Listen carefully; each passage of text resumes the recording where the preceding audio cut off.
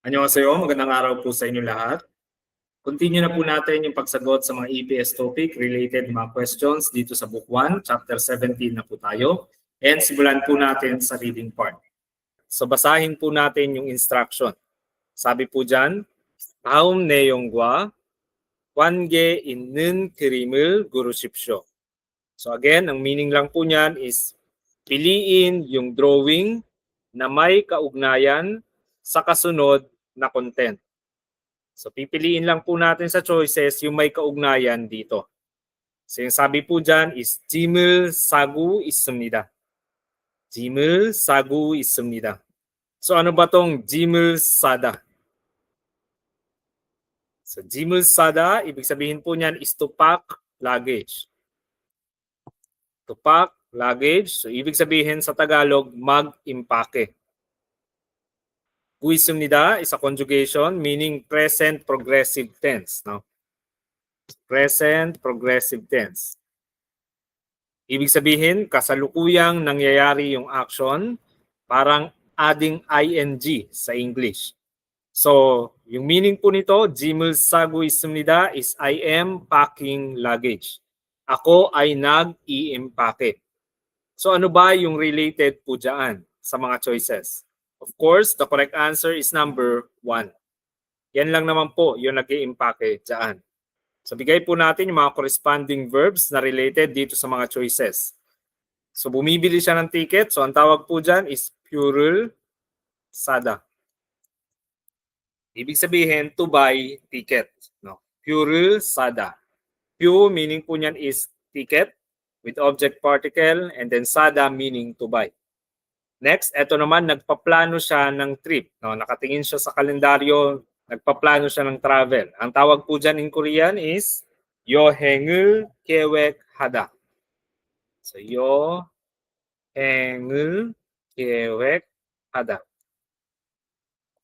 So, 여행 kasi meaning yan travel or trip with object particle. 계획하다 naman is to plan. No? So, magplano ng travel. Next, number 4, ito, nagtitingin siya ng mga bahay, accommodation. So ang tawag po dyan in Korean is 숙소를 예약하다. 숙소를 예약하다. 숙소를 예약하다. So 숙소, ibig sabihin po niyan is accommodation. Yung mga titirhan mo during your travel dates. Yung mga hotel, Airbnb. 숙소 po ang tawag doon. Merong object particle and then 예약하다 naman po ibig sabihin to book something in advance or magpa-reserve, no? So magpa-reserve ng accommodation, that's 숙소를 예약하다. Paki-take note po ng mga vocabularies na ito. Malaking tulong po ito sa exam po ninyo. Dito naman tayo sa pangalawa. So yung instruction sabi, 다음 단어와 관계 있는 것은 무엇입니까? So, ibig sabihin lang po niyan is ano daw yung bagay na may kaugnayan sa kasunod na salita. So, basahin natin itong number 2. Sabi dyan is hotel. Hotel. Ano ba yung hotel? So again, accommodation po yan. Ano ba yung accommodation in Korean? So isa-isahin po natin itong nasa choices. Number 1. Gyutong. Gyutong, ibig sabihin po niyan is transportation. Transportation. So, X po yan. Wala namang kinalaman yan sa hotel. Number 3. Chude. So, chude, ibig sabihin po niyan is invitation. So, walang kinalaman sa hotel. So, that's wrong. Number 4. Chwimi. Chwimi is hobby. So, wala namang kinalaman yung hobby sa hotel. Kaya, X din po yan. The correct answer is number 2, 숙소. Ibig sabihin again is accommodation. Accommodation. So hotel is an accommodation, kaya yan yung tamang sagot. So yung number 2, yung may kaugnayan sa salita na hotel. So that's the correct answer. So paki-take note po yan, mga vocabulary na yan. Then buburahin ko na. Dito naman tayo sa number 3. Sabi dyan, 다음 중 밑줄 친 부분이 맞는 문장을 고르십시오. So, ibig sabihin lang po niyan is piliin yung sentence na tama, yung part na nakamarka ng underline sa mga sumusunod.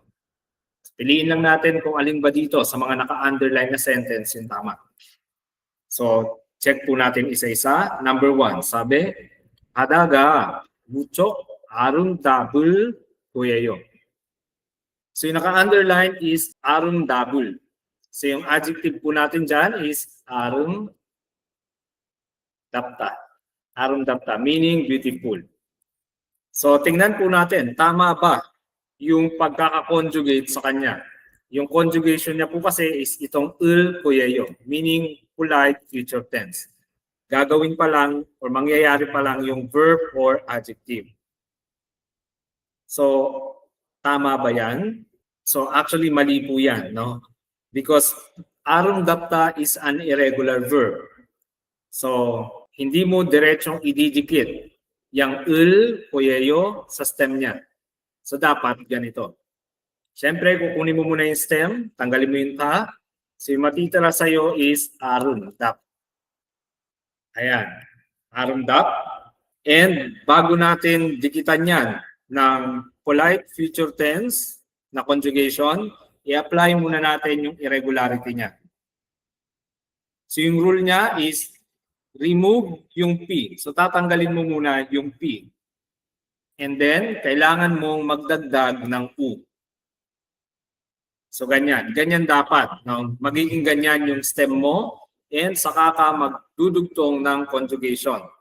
So, yung i-conjugate natin ngayon para sa polite future tense should be L poyeyo na lang kasi nag-end yung stem natin sa vowel. So, dapat ganito. 아름다울 거예요. So, ito dapat yung nakasulat sa number 1 para maging tama yan. No? So, dapat 바다가 무척 아름다울 거예요. So, ibig sabihin lang po niyan is 바다 meaning sea, dagat with subject particle. 무척, ibig sabihin lang po niyan is very. No? Yung 아름다울 거예요, again, ibig sabihin will be beautiful. No? So, sabi niya, the sea will be very beautiful. So, magiging sobrang ganda nung dagat. So, ayun po dapat ang sentence na yan. But since mali po yung naka-underline, kaya X po yung number 1. So, pakitandaan po yung P, irregular. Purahin ko po muna, proceed tayo sa pangalawa. Number 2, sabi, 쓰레기는 봉투에 넣어야 해요. 넣어야 해요. So, yung naka-underline is yung 넣어야 해요. 넣어야 해요. Tama ba yan? So, actually, mali po yan. No? So, yung root word po natin dyan is not ta. Ibig sabihin po is to put in. Put in, ipasok or ilagay in Tagalog. So, meron pong nakakonjugate na aya heyo. So, yung nakakonjugate po dyan is aya heyo. Actually, yung form niya is oya, aya, or heya, heyo. So, ano ba tong mga ito? So, ito po yung kinakabit sa mga verbs para magkaroon ng meaning na must, should. Sa Tagalog, dapat. Ibig sabihin, merong necessary kailangan gawin. And yung pag-conjugate naman po dito is dapat magbe-base ka sa last vowel ng stem. So, kunin muna natin yung stem ng put in. So, syempre tatanggalin mo si ta para makuha mo yung stem. So, yung stem natin is not. Ayan. Check mo yung last vowel. Kapag yung last vowel ng stem is a or o, ang idadagdag mo is aya, heyo. Aya, heyo. And kapag any other vowel naman, meaning hindi si a, hindi rin si o, ang idadagdag mo or i-conjugate mo is oya, heyo. So check mo, ano ba yung last vowel ng stem natin? So last vowel ng stem natin is o. O. So, any other vowel yan. Kasi hindi naman yan si A, hindi rin si O. Kaya dapat, ang dinikit po dyan or kinonjugate is Oya, Heyo. So, ganyan po dapat. No? Pero since Aya, Heyo, yung nakakonjugate, so X po yan. So translate po natin yung meaning ng sentence. Suregi, ibig sabihin po niyan is basura, garbage. Merong topic particle. Bungto naman, ibig sabihin po nito is plastic bag, plastic. Merong which is location particle or location preposition. And then nohoya, heyo, ibig sabihin po nito is must put in. Dapat ilagay o ipasok in Tagalog. So dapat daw ilagay sa plastic yung basura. Yun po yung meaning ng number 2. And again, mali po yung naka-conjugate sa kanya, kaya X din po yan. So pakitake note po itong grammar pattern na ito and kung paano siya kino-conjugate. Gamit na gamit po ito sa exam. No? So pakitandaan po yan. So burahin ko po muna, punta tayo sa pangatlo. So number 3, sabi, 저녁에 불고기를 만들려고 해요.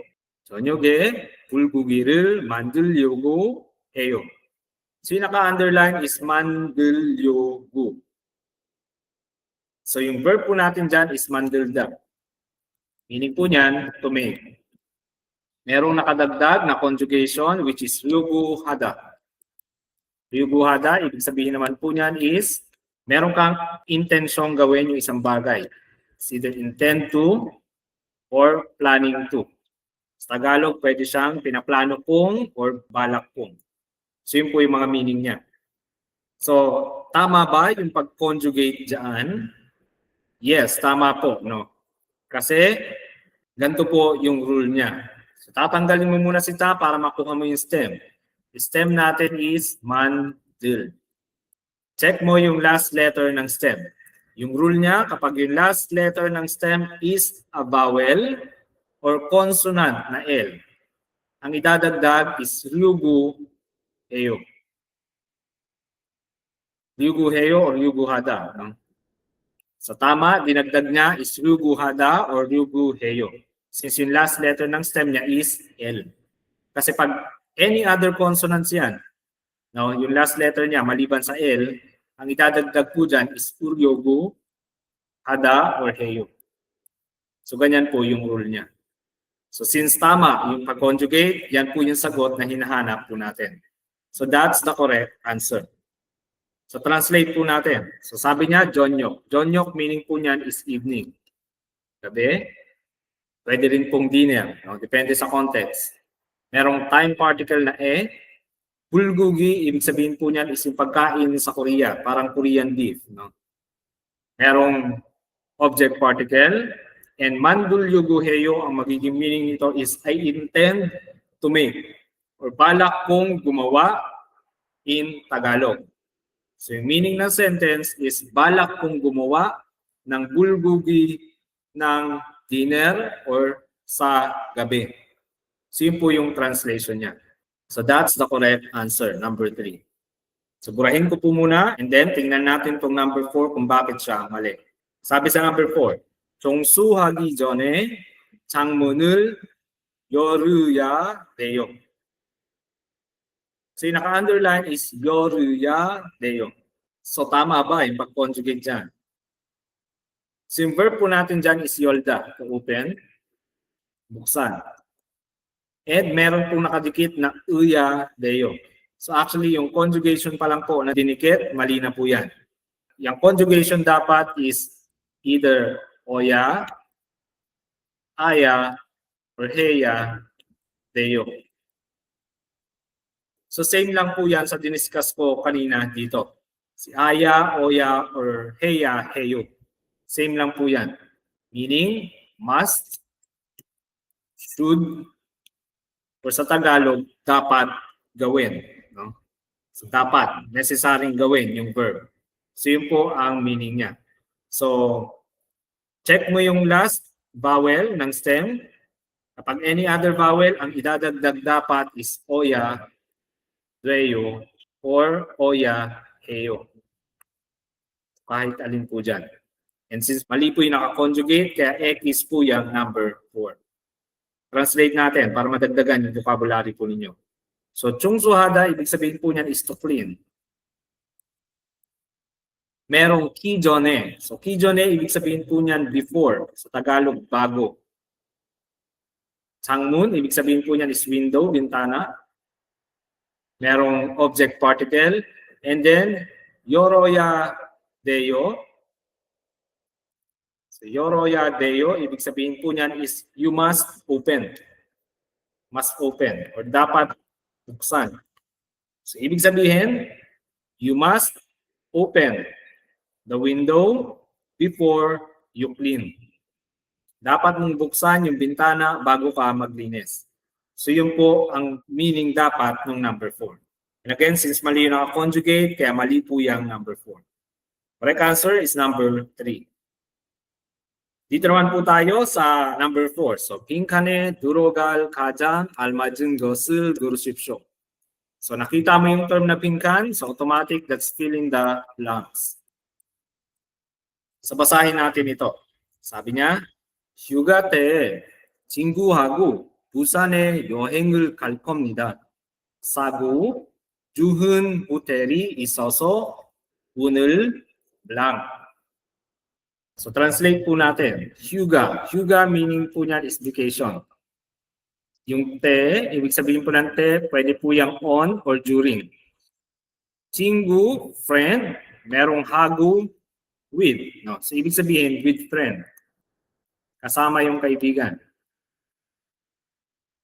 Busan. So Busan is yung city sa South Korea. Merong so location particle. And then, 여행을 갈 겁니다. So 여행을 가다 yung verb natin dyan. Meaning to go, travel, or to go on a trip.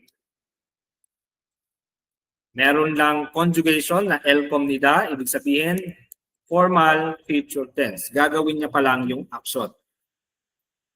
So, ibig lang sabihin po niyan is, I will go travel to Busan with a friend on vacation. Sa Tagalog, magta-travel ako sa Busan kasama yung kaibigan sa bakasyon. So, yun po yung meaning ng unang sentence. So, basahin po natin itong kasunod. Sabi niya, sa. Sa meaning po niyan is mura. Merong gu, so yung gu is end. At sa Tagalog, Juhun Hotel. So Juhun Hotel, ibig sabihin good hotel. Merong subject particle and then isoso. So yung verb natin dyan is ita meaning to have. Merong also. Pwede po yung because or and then. Unul. Unul meaning po niyan is today. And then blank. So yung sabi po dyan is dahil mayroong mura at magandang hotel, ngayong araw daw ay nag-blank siya. So magta-travel siya sa Busan kasama yung kaibigan sa bakasyon. Dahil daw merong mura at magandang hotel, kaya ngayong araw nag-blank daw siya. So ano ba yung magandang term sa ganon? Ano bang ginagawa mo sa hotel kapag magta-travel ka? So isa-isahin po natin itong choices. Number 1, 양보했습니다. So 양보했습니다, yung root word po dyan is 양보하다, meaning po is to yield. Yung yield or give way to. Sa Tagalog parang magpaubaya or magbigay daan. So mali po ito, wala namang kinalaman yan sa pag-travel and kapag hotel ang pinag-uusapan. Kaya X po yan. Number 3, sabi, 정리했습니다. So ito, yung root word po dito is to arrange. 정리하다. Naka-past tense lang po itong lahat na nasa choices. So ibig sabihin, nag-arrange daw siya, nag-ayos. So hindi naman po inaayos yung mura at magandang hotel. Number 3, 조방했습니다. So 조방했습니다, yung root word po dyan is 조방하다, meaning po is to prescribe. Naka-past tense formal lang po yan. Ibig sabihin, nag-prescribe daw siya. So prescribe, ibig sabihin parang nag-reseta. So wala naman pong kinalaman yan pag hotel ang pinag-uusapan. So the correct answer po is yung number 4. 예약했습니다.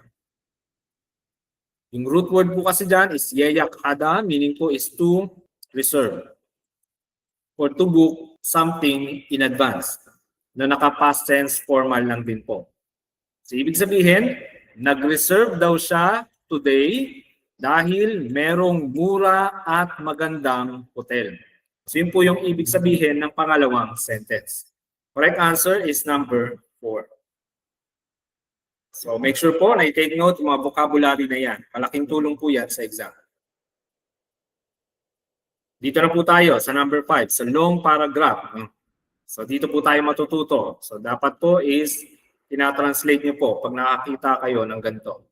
So, yung instruction po dyan is 다음 글을 읽고 내용과 같은 것을 고르십시오. Ibig sabihin lang po ulit niyan is basahin yung kasunod na passage at piliin yung kahalintulad sa content. Basahin lang natin to and then pipiliin sa choices kung ano ba yung kahalintulad doon sa babasahin natin.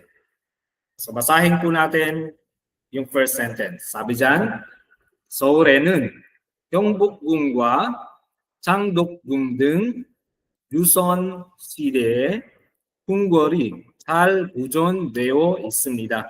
So translate po natin para mas maintindihan. So 서울에는, so ibig sabihin sa South Korea daw with topic particle 경복궁. 경복궁, yung Gyeongbokgung po, yan po yung Gyeongbok Palace.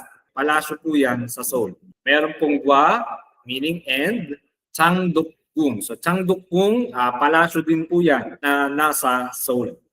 So dalawang palasyo po, yun nabanggit. Yung dung po dito, pwede po yung etc., pwede pong such as, for example. Joseon Side. Joseon Side, ibig sabihin lang po niyan is Joseon Dynasty. So for sure, familiar naman tayo dito sa Joseon Dynasty. Madalas nating marinig yan sa mga K-drama. Meron pong 의, possessive particle, yung parang adding apostrophe S sa English. 궁궐. 궁궐 meaning po niyan is palasyo. Palace. Merong subject particle. Yung chal, ibig sabihin po niyan is well. Mabuti. And then, 보존되어 있습니다. Ibig sabihin, preserve. Nakapreserve ba? Ibig sabihin, nakapreserve ba? And then, continuous yung state ng verb. So, Tagalogin po natin. So, ibig sabihin po ng unang sentence is, sa Seoul daw, ay well-preserved yung mga palasyo ng Joseon Dynasty. Katulad ng Gyeongbok Palace and Changdeok Palace. So yun po yung meaning ng first sentence. So burahin po muna natin. Punta tayo sa pangalawang sentence. Sabi, 이러한 역사적인 건축물은 현대적인 빌딩과 어우러져 서울의 모습을 더욱 아름답게 합니다. So translate po natin to. 이러한. So ibig sabihin lang po niyan is like this or this. Itong 역사적인. 역사적인 ibig sabihin po niyan is historical. 건축물 ibig sabihin po is structure. Meron lang pong topic particle. 현대적인. 현대적인 ibig sabihin naman po niyan is moderno, modern. Merong building. No, building, ibig sabihin building. No? Meron pong gwa, so meaning po niyan pwedeng and, pwedeng with. Ourojo. Ourojo, ibig sabihin po niyan is in harmony. Ibig sabihin nagbe-blend ng maayos, in harmony. Soure. So soure, ibig sabihin souls. No? Souls.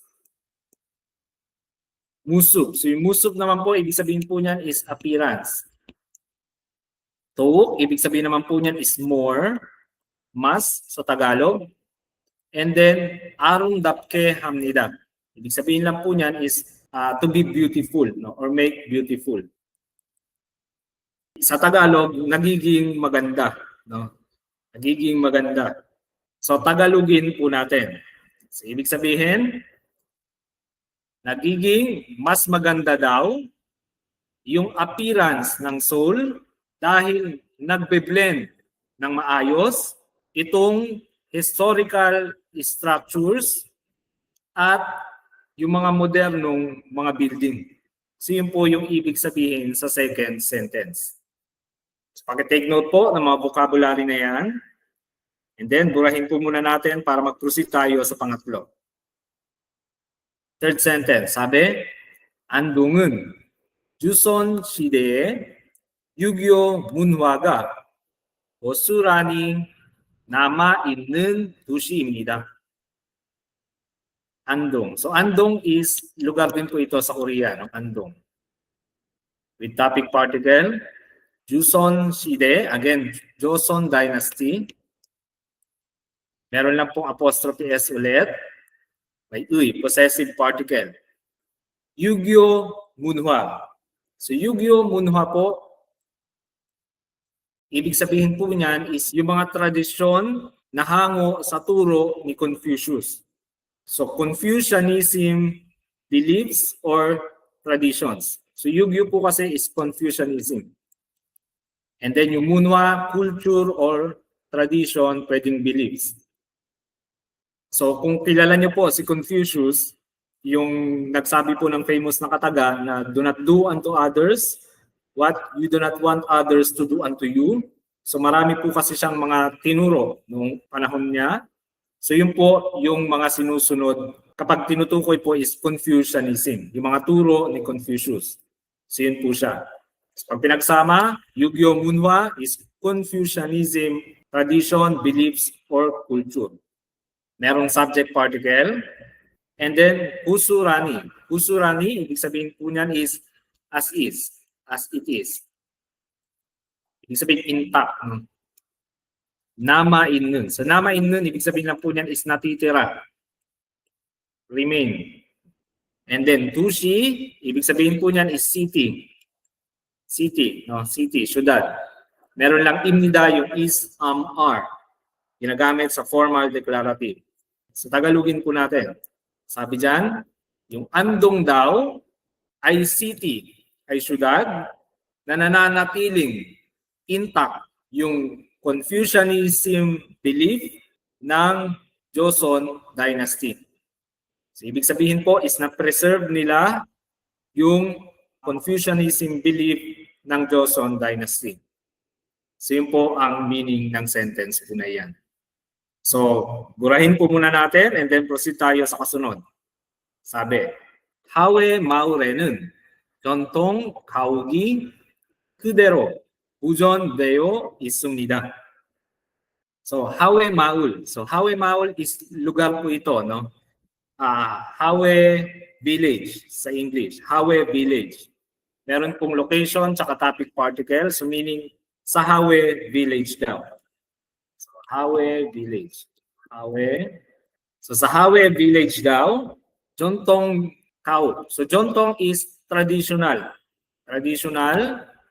Kauk naman po, ibig sabihin house, bahay. So traditional house pag pinagsama. Ibig sabihin mga lumang bahay.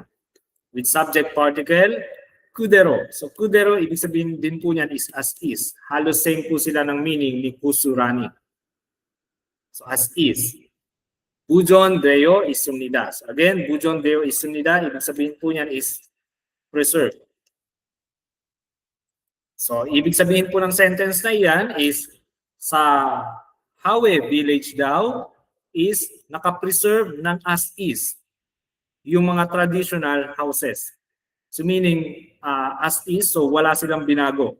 So andun pa rin daw yung mga traditional house or sinaunang bahay sa Hawe Village. So next po tayo. Sabi sa kasunod, 경주는 옛날 신라의 수도였던 도시로 다양한 문화유산이 보존되어 있습니다. So translate po natin to. So Gyeongju. Gyeongju, ibig sabihin po niyan is yung city or lugar din po sa South Korea. Gyeongju. City po yan, lugar sa South Korea. Merong nun, topic particle. Yennal, ibig sabihin luma, ancient. Sinauna, luma. Shilla. Shilla. So, to give you an idea po, Shilla is part po yan ng three major kingdoms po ng Korea noong sinaunang panahon. So mas matanda pa po yan kaysa sa Joseon Dynasty. So if I'm not mistaken, mga around mid-600 AD po yan, no? Yung Silla, or baka mas matanda pa nga. So ibig sabihin, sinaunang Silla. Sinaunang Silla. So dati po kasi, merong three major kingdoms ang South Korea. So hindi po siya nahati lang sa dalawa. So tatlo yon. So meron pong Kuguryo, merong Baekje, saka itong pangatlo, Silla. So para mas madali nyo maintindihan, parang North Korea, Southeast Korea, and Southwest Korea. So ayan, yung sinaunang panahon, nahati po sa tatlo yung Korea. So merong North, merong Southeast, tsaka Southwest. So yung Southeast po, ito po yung Silla. Ito po yung sinaunang Silla. Yennal Silla. No? So yan po yung ibig niyang sabihin.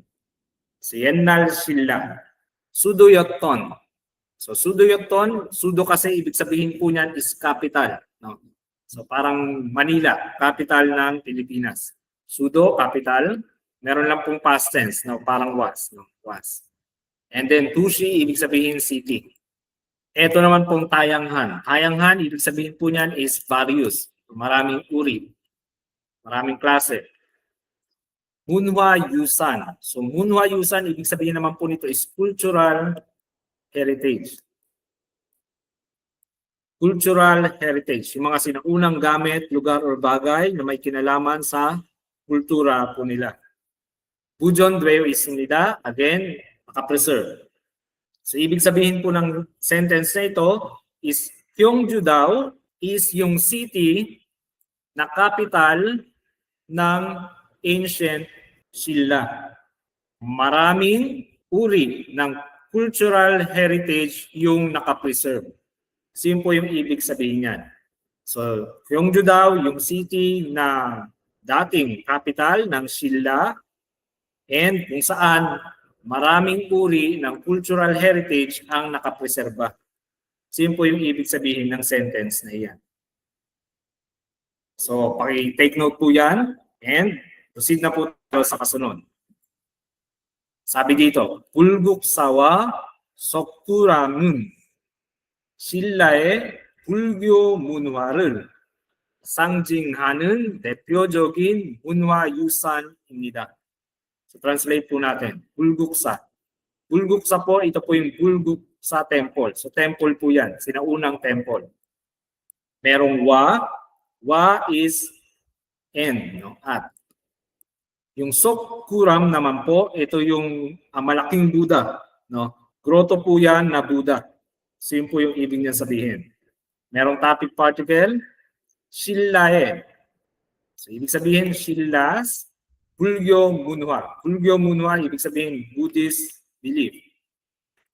Buddhism belief or Buddhism culture. Ayan siya. Buddhism belief or Buddhism culture. With object particle, 상징하는. So 상징하다 kasi is to symbolize. Nagsisimbolo. 대표적인 naman, ibig sabihin po nito is to represent. Nagre-representa. Or representative. Munhwa Yusan, ibig sabihin po ulit is cultural heritage. Meron lang pong imnida, yung is-am-are sa formal declarative. So translate po natin. So sabi po dyan, yung Bulguksa Temple daw and yung grotto na Buddha is a cultural heritage na nagre-representa ng symbol ng Buddhism culture ng Silla. Silla era or Silla dynasty. Panahon ng Silla. So yun po ang ibig sabihin niyan. Kasi po ito pong temple, Bulguksa Temple and yung grotto na Buddha, ginawa po yan during Silla's time. No, nung Silla pa lang po kung tawagin yung Korea. So na-preserve po nila ng ganong katagal and kaya po yun yung nagre-representa sa Buddhism culture nung panahon ng Silla. So yun po yung ibig sabihin ng last sentence po na iyan. So itong topic po na ito, actually dinidiscuss po ito sa KIIP Level 4 and Level 5. So kung magki-KIIP po kayo, at least meron na kayong idea sa topic po na ito. So ngayon, punta na po tayo dito sa mga choices. Tingnan natin kung alin ba dito yung tama based dun sa nabasa natin. Basahin natin yung number 1. Sabi, 경복궁과 장덕궁은 불교 문화를 상징하는 문화유산입니다. Translate po natin. Sinasabi dyan, yung Gyeongbok Palace daw at Changdeok Palace ay cultural heritage na nagsisimbolize ng Buddhism culture. Tama ba yan? So hanapin mo tong Bulgyo Munhwa. So di ba dito mo yan makikita? Hanapin mo yung Gyeongbokgung tsaka Changdeokgung. So andito sila sa taas. So magkaibang sentence, magkaibang topic po sila. So hindi po Gyeongbok Palace and Changdeok Palace yung nag-symbolize ng Buddhism culture. Kasi ang sabi po sa last sentence, Bulguk sa temple at yung grotto na Buddha yung nag-symbolize ng Buddhism culture. So mali po yung sinabi ng number 1, kaya etis po yan. So punta tayo sa number 2. Sabi, Hawe Maure 가면 신라 시대의 전통 가옥을 볼 수 있습니다. So hanapin mo to, si Hawe Maul. Asan ba yan? Hawe Maul. So andyan yan. So dyan tayo mag-base kung tama ba itong sentence na ito. So translate natin itong number 2. Sabi, sa Hawe Village, kung pupunta ka doon, pwede mo daw makita yung mga lumang bahay ng Shilla Dynasty or Shilla era. Tama ba yan? So basahin natin. So yung Hawe Maure, 전통 가옥이 그대로 보존되어 있습니다. So naka-preserve daw as is yung mga traditional house. So balikan natin sa sentence na sinundan. Sabi, 안동은 주손 시대. So ibig sabihin, 주손 시대. Hindi po Shilla 시대. Wala pong binanggit na Shilla doon. Nasa Andong po kasi ang Hawe Maul. So, ang sabi dyan, naka-remain intact yung Confucianism culture or belief ng Joseon Dynasty. Hindi po ng Shilla Dynasty. Kaya etis po yung number 2. So, mali po yan. Dapat dito is Joseon Dynasty, hindi Shilla Dynasty. So, dito naman tayo sa number 3. Tingnan natin kung tama ba ito o mali. Sabi dyan, 경주는 조선 시대의 유교 문화가 잘 보존되어 있는 도시입니다. Translate po natin. So yung Gyeongju daw ay city na well-preserved yung Confucianism belief ng Joseon Dynasty. Tama ba yan? So kakabasa lang din po natin. So mali po yan. Hindi po Gyeongju yung nakapreserva yung Confucianism belief. So ito yon, Yugyo Munhwa. So Joseon Shide and then Andong. Andong po yun, hindi Gyeongju. So mali po yung number 3. So sa Andong po, nananatiling intact yung Confucianism belief ng Joseon Dynasty. Hindi po sa Gyeongju. So yung Gyeongju kasi is nandito. So X po yan. So the correct answer is number 4. Sabi naman sa number 4, 서울은 조선 시대의 궁궐과 현대적 빌딩이 잘 어우러진 도시입니다. Translate po natin.